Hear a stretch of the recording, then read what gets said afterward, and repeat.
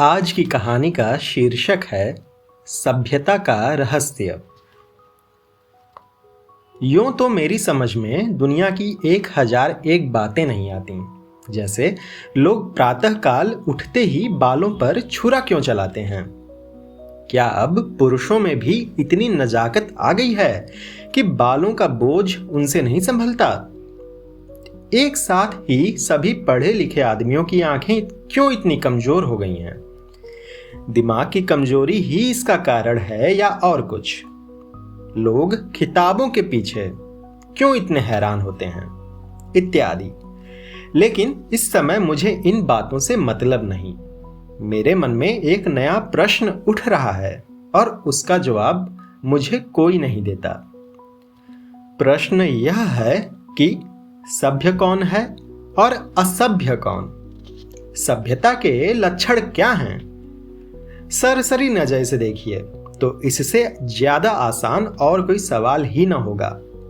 बच्चा बच्चा इसका समाधान कर सकता है, लेकिन जरा गौर से देखिए तो प्रश्न इतना आसान नहीं जान पड़ता। अगर कोट पतलून पहनना, टाई हैट कॉलर लगाना, मेज पर बैठकर खाना खाना, दिन में 13 बार कोको या चाय पीना और सिगार पीते हुए चलना सभ्यता है, तो उन गोरों को भी सभ्य कहना पड़ेगा जो सड़क पर शाम को कभी कभी टहलते नजर आते हैं, शराब के नशे से आंखें सुर्ख, पैर लड़खड़ाते हुए रास्ता चलने वालों को अनायास छेड़ने की धुन। क्या उन गोरों को सभ्य कहा जा सकता है? कभी नहीं। तो यह सिद्ध हुआ कि सभ्यता कोई और ही चीज है। उसका देह से इतना संबंध नहीं है जितना मन से। मेरे इने गिने मित्रों में एक राय रतन किशोर भी हैं। आप बहुत ही सहृदय, बहुत ही उदार, बहुत अधिक शिक्षित और एक बड़े ओहदेदार हैं। बहुत अच्छा वेतन पाने पर भी उनकी आमदनी खर्च के लिए काफी नहीं होती। 1/4 वेतन तो बंगले ही की भेंट हो जाता है। इसलिए आप बहुधा चिंतित रहते हैं। रिश्वत तो नहीं लेते, कम से कम मैं नहीं जानता। हालांकि कहने वाले कहते हैं, लेकिन इतना जानता हूं कि वह भत्ता बढ़ाने के लिए दौरे पर बहुत रहते हैं। यहां तक कि इसके लिए हर साल बजट की किसी दूसरी मद से रुपए निकालने पड़ते हैं। उनके अफसर कहते हैं, इतने दौरे क्यों कहते हो? तो जवाब देते हैं, इस जिले का काम ही ऐसा है कि जब तक खूब दौरे न किए जाएं, रियाया शांत नहीं रख सकती। लेकिन मजा तो यह है कि राय साहब उतने दौरे वास्तव में नहीं कहते जितने कि वे अपने रोजाना मचे में लिखते हैं। उनके पड़ाव शहर से 50 मील पर होते हैं। खेमे वहां गड़े रहते हैं, कैंप के अमले वहां पड़े रहते हैं और राय साहब घर पर मित्रों के साथ गपशप करते रहते हैं। पर किसी की मजाल है कि राय साहब की नेक नियति पर संदेह कर सके। उनके सभ्य पुरुष होने में किसी को शंका नहीं हो सकती। एक दिन मैं उनसे मिलने गया। उस समय वह अपने घसियारे दमड़ी को डांट रहे थे। दमड़ी रात दिन का नौकर था, लेकिन घर रोटी खाने जाया करता था। उसका घर थोड़ी ही दूर पर एक गांव में था। कल रात को किसी कारण से यहां न आ सका, इसलिए डांट पड़ रही थी। राय साहब ने कहा, जब हम तुम्हें रात दिन के लिए रखे हुए हैं तो तुम घर पर क्यों रहे? कल के पैसे कट जाएंगे। दमड़ी ने कहा, हुजूर एक मेहमान आ गए थे, इसी से ना आ सका। राय साहब ने कहा, तो कल के पैसे उसी मेहमान से ले लो। दमड़ी ने कहा, सरकार अब कभी ऐसा खता ना होगी। राय साहब ने कहा, बकबक मत करो। दमड़ी ने कहा, हुजूर। राय साहब ने कहा, 2 रुपए जुर्माना। दमड़ी रोता हुआ चला गया। रोजा बख्शाने आया था, नमाज गले पड़ गई, ऊपर से 2 रुपए जुर्माना अलग ठुक गया। खता यही थी कि बेचारा कसूर माफ कराना चाहता था। यह एक रात को गैर हाजिर होने की सजा थी। बेचारा दिन भर का काम कर चुका था, रात को यहां सोया न था, सिर्फ उसका दंड। और घर बैठे भत्ते उड़ाने वालों को कोई नहीं पूछता, कोई दंड नहीं देता। दंड तो मिले और ऐसा मिले कि जिंदगी भर याद रहे, पर पकड़ना तो मुश्किल है। दमड़ी भी अगर होशियार होता तो जरा रात रहे आकर कोठरी में सो जाता, फिर किसे खबर होती कि वह रात को कहां रहा। पर गरीब आदमी इतना चंट न था। दमड़ी के पास कुछ 6 बिस्सा जमीन थी, पर इतने ही प्राणियों का खर्च भी था। उसके 2 लड़के, 2 लड़कियां और स्त्री सब खेती में लगे रहते थे, फिर भी पेट की रोटियां नहीं मयस्सर होती थीं। इतनी जमीन क्या सोना उगल देती? अगर सब के सब घर से निकल मजदूरी करने लगते तो आराम से रह सकते थे, लेकिन मौरूसी किसान मजदूर कहलाने का अपमान न सह सकता था। इस बदनामी से बचने के लिए उसने 2 बैल भी बांध रखे थे। उसके वेतन का बड़ा भाग बैलों के दाने चारे ही में उड़ जाता था। ये सारी तकलीफें मंजूर थीं, पर खेती छोड़कर मजदूर बन जाना मंजूर न था। किसान की जो प्रतिष्ठा है वह कहीं मजदूर की हो सकती है, चाहे वह रुपया रोज ही क्यों न कमाए। किसानी के साथ मजदूरी करना इतने अपमान की बात नहीं। द्वार पर बंधे हुए बैल उसकी मान रक्षा किए कहते हैं, पर बैलों को बेचकर फिर कहां मुंह दिखलाने की जगह रह सकती है। एक दिन राय साहब उसे सर्दी से कांपते देख कर बोले, कपड़े क्यों नहीं बनवाता? कांप क्यों रहा है? दमड़ी ने कहा, सरकार, पेट की रोटी तो पूरी ही नहीं पड़ती, कपड़े कहां से बनवाऊं? राय साहब ने कहा, अरे तो बैलों को बेच क्यों नहीं डालता? सैकड़ों बार समझा चुका, लेकिन न जाने क्यों इतनी मोटी सी बात तेरी समझ में ही नहीं आती।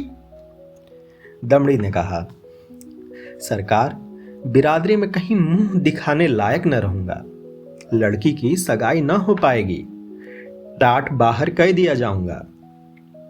राय साहब ने कहा, अरे इन्हीं हिमाकतों से तुम लोगों की यह दुर्गति हो रही है। ऐसे आदमियों पर तो दया करना भी पाप है।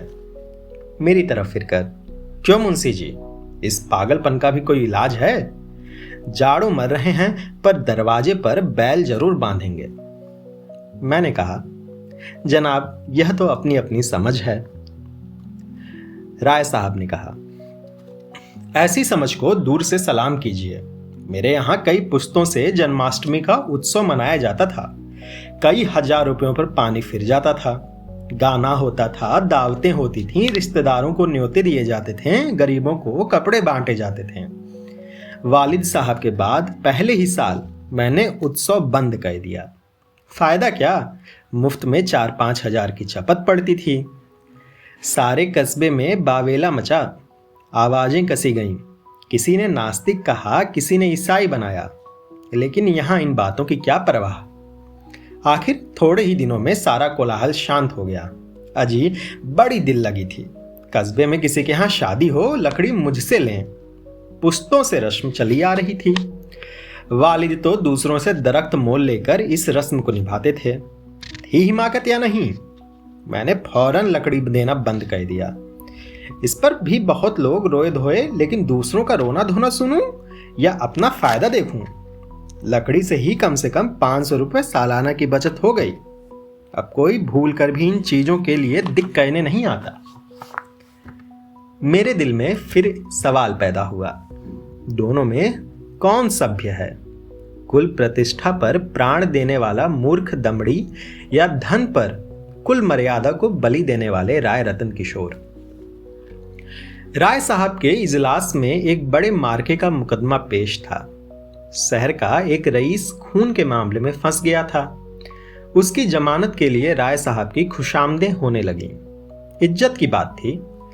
रईस साहब का हुक्म था कि चाहे रियासत बिक जाए, पर इस मुकदमे से बेदाग निकल जाऊं। डालियां लगाई गईं, सिफारिशें पहुंचाई गईं, पर राय साहब पर कोई असर न हुआ। रईस के आदमियों को प्रत्यक्ष रूप से रिश्वत की चर्चा करने की हिम्मत न पड़ती थी। आखिर जब कोई बस न चला तो रईस की स्त्री ने राय साहब की स्त्री से मिलकर सौदा पटाने की ठानी। रात के 10 बजे थे। दोनों महिलाओं में बातें होने लगीं। 20,000 की बातचीत थी। राय साहब की पत्नी तो इतनी खुश हुई कि उसी वक्त राय साहब के पास दौड़ी हुई आई और कहने लगी, ले लो, तुम न लोगे तो मैं ले लूंगी। राय साहब ने कहा, इतनी बेसब्र ना हो, वह तुम्हें अपने दिल में क्या समझेंगी? कुछ अपनी इज्जत का भी ख्याल है या नहीं? माना कि रकम बड़ी है और इससे मैं एक बारगी तुम्हारे आए दिन की फरमाइशों से मुक्त हो जाऊंगा, लेकिन एक सिविलियन की इज्जत भी तो कोई मामूली चीज नहीं है। तुम्हें पहले बिगड़ कर कहना चाहिए था कि मुझसे ऐसी बेहुदी बातचीत करनी हो तो यहां से चली जाओ, मैं अपने कानों से ये नहीं सुनना चाहती। स्त्री ने कहा, यह तो मैंने पहले ही किया, बिगड़ कर खूब खरी खोटी सुनाई, क्या इतना भी नहीं जानती? बेचारी मेरे पैरों पर सर रखकर रोने लगी। राय साहब ने कहा, यह कहा था कि राय साहब से कहूंगी तो मुझे कच्चा ही चबा जाएंगे। यह कहते हुए राय साहब ने गदगद होकर पत्नी को गले से लगा लिया। स्त्री ने कहा, अजी मैं न जाने ऐसी कितनी ही बातें कह चुकी, लेकिन किसी तरह टाले नहीं टलती, रो रो कर जान दे रही है। राय साहब ने कहा, उसे वादा तो नहीं ना कर लिया? स्त्री ने कहा, वादा? मैं तो रुपए लेकर संदूक में रखाई, नोट थे। राय साहब ने कहा, कितनी जबरदस्त अहमक हो, न मालूम ईश्वर तुम्हें कभी समझ भी देगा या नहीं। स्त्री ने कहा, अब क्या देगा, देना होता तो दे न दी होती मुझे। राय साहब ने कहा, हाँ मालूम तो ऐसा ही होता है, मुझसे कहा तक नहीं और रुपए लेकर संदूक में दाखिल कर लिए। अगर किसी तरह बात खुल जाए तो कहीं का ना रहूं। स्त्री ने कहा, तो भाई सोच लो, अगर कुछ गड़बड़ हो तो मैं जाकर रुपए लौटा दूं। राय साहब ने कहा, फिर वही हिमाकत? अरे अब तो जो कुछ होना था हो चुका, ईश्वर पर भरोसा करके जमानत लेनी पड़ेगी, लेकिन तुम्हारी हिमाकत में शक नहीं। जानती हो यह सांप के मुंह में उंगली डालना है, यह भी जानती हो कि मुझे ऐसी बातों से कितनी नफरत है, फिर भी बेसब्र हो जाती हो। अब की बार तुम्हारी हिमाकत से मेरा व्रत टूट रहा है। मैंने दिल में ठान लिया था कि अब इस मामले में हाथ न डालूंगा, लेकिन तुम्हारी हिमाकत के मारे जब मेरी कुछ चलने भी पाए। स्त्री ने कहा, ठीक है, मैं जाकर लौटाए देती हूं। राय साहब ने कहा, और मैं जाकर जहर खाए लेता हूं। इधर तो स्त्री पुरुष में यह अभिनय हो रहा था, उधर दमड़ी उसी वक्त अपने गांव के मुखिया के खेत से ज्वार काट रहा था। आज वह रात भर की छुट्टी लेकर घर गया था। बैलों के लिए चारे का एक तिनका भी नहीं है। अभी वेतन मिलने में कई दिन की देर थी, मोल ले न सकता था। घर वालों ने दिन को कुछ घास छील कर खिलाई तो थी, लेकिन ऊंट के मुंह में जीरा, उतनी घास से क्या हो सकता था। दोनों बैल भूखे खड़े थे। दमड़ी को देखते ही दोनों पूंछें खड़ी करके हुंकारने लगे। जब वह पास गया तो दोनों उसकी हथेलियां चाटने लगे। बेचारा दमड़ी मन महसूस कर रह गया। सोचा, इस वक्त तो कुछ हो ही नहीं सकता, सवेरे किसी से कुछ उधार लेकर चारा लाऊंगा। लेकिन जब 11 बजे रात उसकी आंखें खुली तो देखा कि दोनों बैल अभी तक नांद पर खड़े हैं। चांदनी रात थी। दमड़ी को जान पड़ा कि दोनों उसकी ओर उपेक्षा और याचना की दृष्टि से देख रहे हैं। उनकी क्षुधा वेदना देखकर उसकी आंखें सजल हो आईं। किसान को अपने बैल अपने लड़कों की तरह प्यारे होते हैं। वह उन्हें पशु नहीं, अपना मित्र और सहायक समझता है। बैलों को भूखे खड़े देखकर नींद आंखों से भाग गई। कुछ सोचता हुआ उठा, हंसियां निकाली और चारे की फिक्र में चला। गांव के बाहर बाजरे और ज्वार के खेत खड़े थे। दमड़ी के हाथ कांपने लगे, लेकिन बैलों की याद ने उसे उत्तेजित कर दिया। चाहता तो कई बोझ काट सकता था, लेकिन वह चोरी करते हुए भी चोर न था। उसने केवल उतना ही चारा काटा जितना बैलों को रात भर के लिए काफी हो। सोचा, अगर किसी ने देख भी लिया तो उससे कह दूंगा कि भैया बैल भूखे थे इसलिए काट लिया। उसे विश्वास था कि थोड़े से चारे के लिए कोई मुझे पकड़ नहीं सकता। मैं कुछ बेचने के लिए तो काट नहीं रहा हूं। फिर ऐसा निर्दयी कौन है जो मुझे पकड़ ले? बहुत करेगा, अपने दाम ले लेगा। उसने बहुत सोचा। चारे का थोड़ा होना ही उसे चोरी के अपराध से बचाने को काफी था। चोर उतना काटता जितना उससे उठ सकता। उसे किसी के फायदे और नुकसान से क्या मतलब? गांव के लोग दमड़ी को चारा लिए जाते देखकर बिगड़ते जरूर, पर कोई उसे चोरी के इल्जाम में न फंसाता। लेकिन दुर्योग से हल्के के थाने का सिपाही उधर जा निकला। वह पड़ोस के एक बनिए के यहाँ जुआ होने की खबर पाकर कुछ ऐंठने की टोह में आया था। दमड़ी को चारा सिर पर उठाते देखा तो संदेह हुआ। इतनी रात गए चारा कौन काटता है? हो ना हो कोई चोरी से काट रहा है। डांट कर बोला, कौन चारा लिए जाता है रे? खड़ा रह। दमड़ी ने चौंक कर पीछे देखा तो पुलिस का सिपाही। हाथ पांव फूल गए। कांपते हुए बोला, हुजूर थोड़ा हिस्सा काटा है, देख लीजिए। सिपाही ने कहा, अरे थोड़ा काटा हो या बहुत, है तो चोरी। खेत किसका है रे? दमड़ी ने कहा, बलदेव महतो का। सिपाही ने समझा था शिकार फंसा, इससे कुछ तो ऐंठूंगा। लेकिन वहां क्या रखा था? पकड़कर गांव में लाया और जब वहां भी कुछ हत्थे चढ़ता न दिखाई दिया तो थाने ले गया। थानेदार ने चालान कह दिया। मुकदमा राय साहब ही के इजलास में पेश किया गया। राय साहब ने दमड़ी को फंसे हुए देखा तो हमदर्दी के बदले कठोरता से काम लिया। बोले, यह मेरी बदनामी की बात है, तेरा क्या बिगड़ा? साल 6 महीने की सजा हो जाएगी। शर्मिंदा तो मुझे होना पड़ रहा है। लोग तो यही कहते होंगे कि राय साहब के आदमी ऐसे बदमाश और चोर हैं। तो मेरा नौकर न होता तो मैं हल्की सजा देता, लेकिन तू मेरा नौकर है इसलिए कड़ी से कड़ी सजा दूंगा। मैं यह नहीं सुन सकता कि राय साहब ने अपने नौकर के साथ रियायत की। यह कहकर राय साहब ने दमड़ी को 6 महीने की सख्त कैद का हुक्म सुना दिया। उसी दिन उन्होंने खून के मुकदमे में जमानत भी ले ली।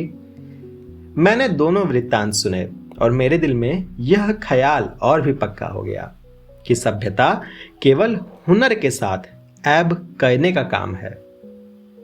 आप बुरे से बुरा काम करें, लेकिन अगर आप उस पर पर्दा डाल सकते हैं तो आप सभ्य हैं, सज्जन हैं, जेंटलमैन हैं।